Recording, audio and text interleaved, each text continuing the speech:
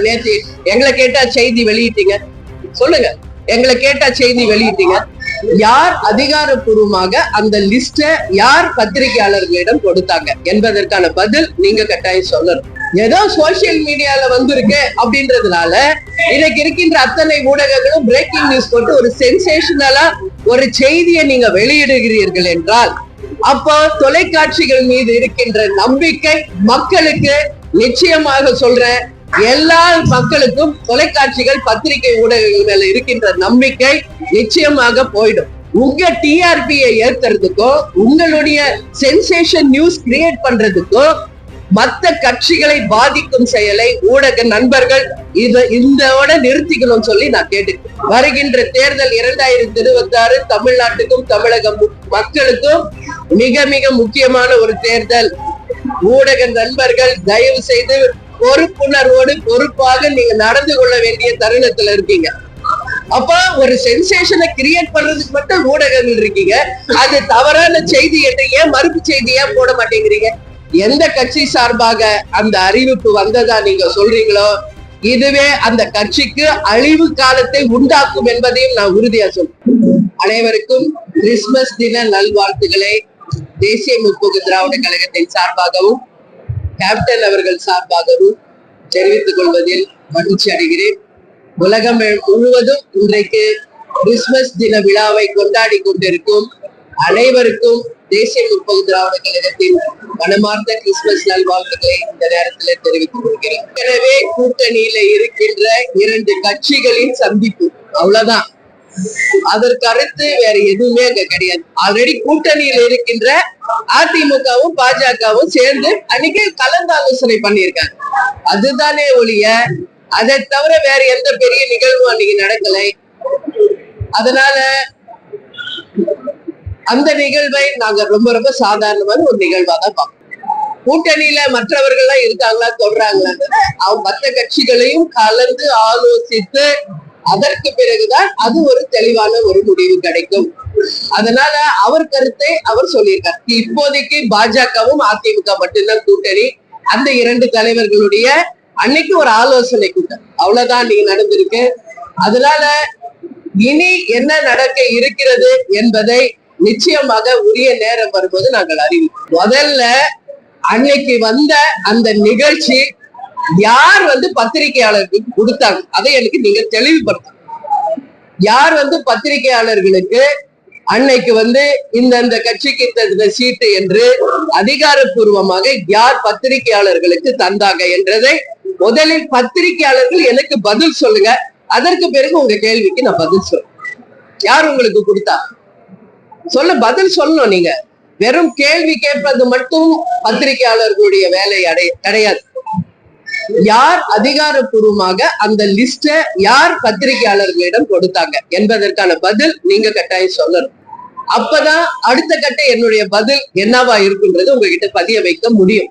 ஒரு சோசியல் மீடியால வந்ததை வச்சு அன்னைக்கு ஃபுல் டே ஒரு பிரேக்கிங் நியூஸ் போட்டு அத ஒரு பெரிய நிகழ்ச்சி மாதிரி ஒளிபரப்பிய அனைத்து தொலைக்காட்சிகளுக்கும் தேசிய முற்போக்கு திராவிட கழகத்தின் சார்பாக என்னுடைய கண்டனங்களை நான் பதிய வைக்கிறேன்.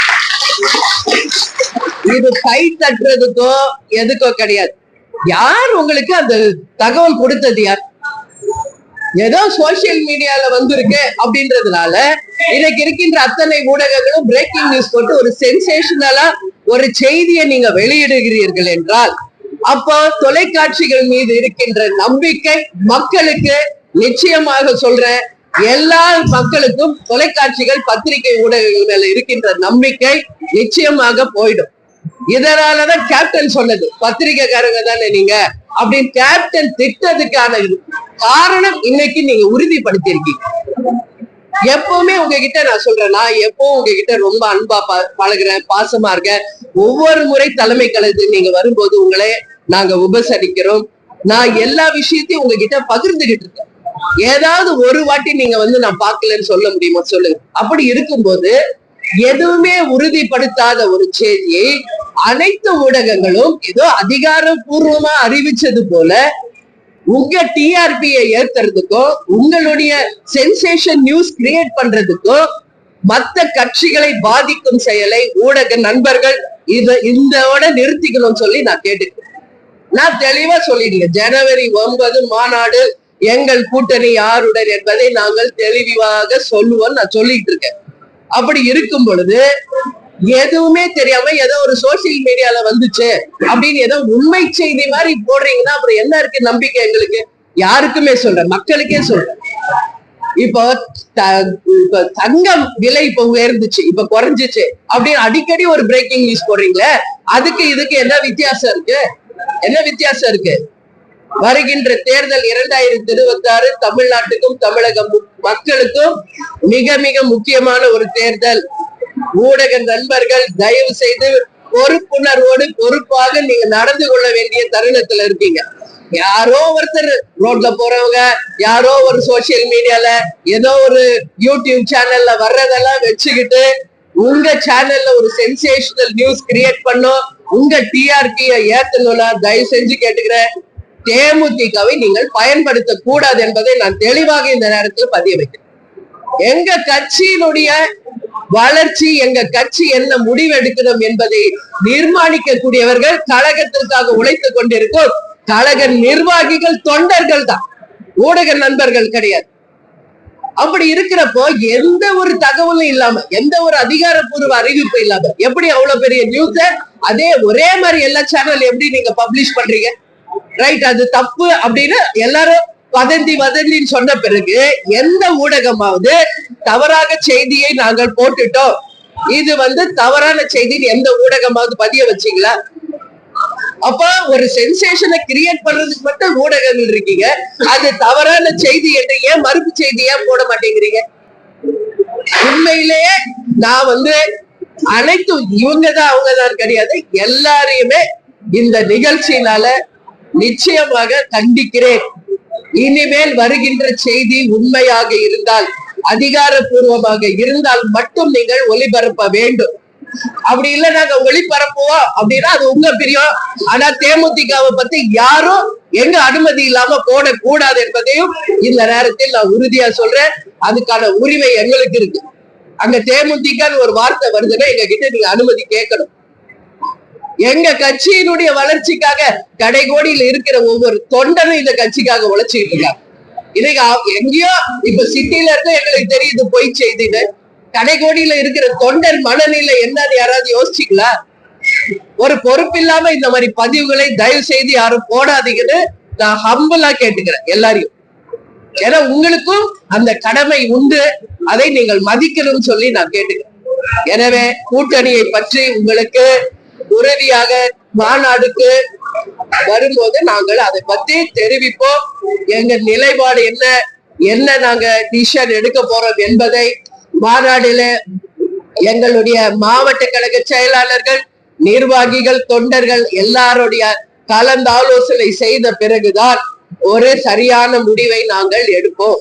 இது போல அவசரப்பட்டு நீங்க செய்திகளை வெளியிட்டால் நிச்சயமாக சொல்கிறேன், எந்த கட்சி சார்பாக அந்த அறிவிப்பு வந்ததா நீங்க சொல்றீங்களோ இதுவே அந்த கட்சிக்கு அழிவு காலத்தை உண்டாக்கும் என்பதையும் நான் உறுதியா சொல்றேன். இது அந்த கட்சியில இருக்கிற நிர்வாகிகளோ தொண்டர்களோ ஏத்துக்குவாங்களா? இன்னைக்கு அதிமுக பாஜக தான் இன்னைக்கு ஆலோசனை பண்ணியிருக்காங்க. இன்னைக்கு நான் கேட்கிறேன், இப்போ எங்களுக்கு எல்லாம் உரிமை இருக்கு, எப்ப எங்க பேரை நீங்க யூஸ் பண்ணீங்களோ we have all the rights to ask. இன்னைக்கு அவங்க அறிவிச்ச அறிவிப்ப அதிமுக நிர்வாகிகள் தொண்டர்கள் ஏற்றுக்குவாங்களா? பிஜேபியில இருக்கிற நிர்வாகிகள் தொண்டர்கள் ஏற்றுக்குவாங்களா என்பதற்கு பதில் சொல்ல.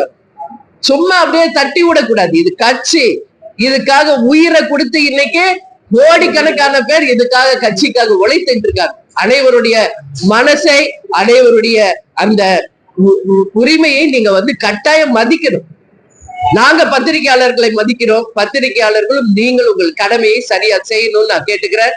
அது உண்மைக்கு புறம்பான செய்தி என்று பதிவு செய்யாத பத்திரிகையாளர்களை நிச்சயமாக இந்த நேரத்துல என்னுடைய மன வருத்தத்தை நான் பதிய வைக்கிறேன். ஒரு பொய் செய்தியை பரப்பாதீங்க. போட்டா தப்புன்னா இமிடியட்டா அதுக்கு மறுப்பு கொடுங்க. ஏன் போட மாட்டேங்கிறீங்க? அப்போ ஒரு செய்தி போடுற உரிமை உங்களுக்கு இருக்குன்னா அது பொய் செய்தி என்றால் மறுப்பு கொடுக்கிற அந்த அதிகாரமும் உங்களுக்கு தான் இருக்கு. அதனால கேட்டுக்கிறேன், இனிமே இந்த மாதிரி தவறு நடக்க கூடாது என்பதை கேட்டு. வேற ஏதாவது கேள்வி இருந்தா கேள்வி. இப்ப செவிலியர்கள் கைது செய்யப்பட்டு சென்னையிலிருந்து உளுந்தூர்பேட்டை தாண்டி போயிட்டாங்க. காலி பணிகளே இல்லை அப்படின்னு சொன்ன அமைச்சர் 1000 பேருக்கு பணிமுறை செஞ்சிருக்காங்க. இவ்வளவு பெரிய போராட்டங்களுக்கு பிறகுதான் அவங்களுக்கான வேலையே வழங்க. செவிலியர்கள் போராட்டம் இப்ப இல்லைங்க, ரொம்ப வருஷமா அது நடந்துகிட்டு இருக்கு. பல முறை தேசிய முற்போக்கு திராவிட கழகத்தின் சார்பா அவங்களை அனைவரையும் நாங்க நேரடியாக சென்று எங்களுடைய ஆதரவை அவங்களுக்கு தெரிவிச்சிருக்கோம். அவங்களுடைய உண்மையான கோரிக்கைகள் நிறைவேற்றப்பட வேண்டும் என்பதில் எந்த மாற்று கருத்துமே கிடையாது. ஏன்னா நைட்டிங்கேல்ஸ் சொல்லுவோம் யார் செவிலியர்களை, அவங்க உரிமையை அவங்க கேட்கிறாங்க. அதுல உண்மையாக அந்த உரிமையை தர வேண்டியது அரசாங்கத்தின் கடமை. பல நாட்களாக அவங்க போராட்டம் நடத்தினதுனால ஒரு 1000 பேருக்கு கொடுக்குறாங்க. அப்ப மத்தவங்க எல்லாம் செவிலியர்கள் இல்லையா? அதனால இது கண்டிக்கக்கூடிய ஒரு விஷயம். உடனடியாக அனைத்து செவிலியர்களுக்கும் அவர்கள் கேட்கின்ற அந்த உரிமையை நிச்சயம் நீங்கள் தரணும். அவங்க என்ன எதிர்பார்க்கிறோ அதை செய்ய வேண்டியது அரசின் கடமை. அது மட்டும் இல்ல, ஒரு பக்கம் பார்த்தா ஆசிரியர்களுடைய ஆர்ப்பாட்டம், ஒரு பக்கம் பார்த்தா மக்கள் நல பணியாளர்களுடைய ஆர்ப்பாட்டம். டெய்லி இங்க தமிழ்நாடு முழுக்க இருந்து எல்லாரும் குரூப்பா அவங்களுடைய கோரிக்கை மனுவை வச்சு கொடுத்துக்கிட்டு தான் இருக்காங்க. நாங்களும் பல முறை அவங்க எல்லாருக்கும் ஆதரவு சொல்லியிருக்கோம். ஆனாலும் இன்று வரைக்கும் அவங்களுடைய கோரிக்கைகள் நிறைவேற்றப்படவில்லை. அது உறுதியாக தமிழ்நாடு அரசு அதை கவனத்துல கொண்டு அந்த நிச்சயம் அவங்க கோரிக்கைகளை நிறைவேற்றணும்னு இன்னைக்கு கிறிஸ்துமஸ் நாள்ல நான் கேட்டுக்கிறேன். நம்ம கூட்டணி தொடர்பா மாநாட்டுல அறிவிக்கிறோம் சொல்றோம். எந்த கூட்டணின்னு அறிவிக்கிறோமா இந்த அதனுடைய போக்க மட்டும் நம்ம மாவட்ட அப்பதான் துவங்க கொடுத்தா நீங்க வெயிட் பண்ணுங்க. இவ்வளவு நாள் வெயிட் பண்ணீங்களா? இப்ப நேற்று எங்களை கேட்டா செய்தி வெளியிட்டீங்க, சொல்லுங்க.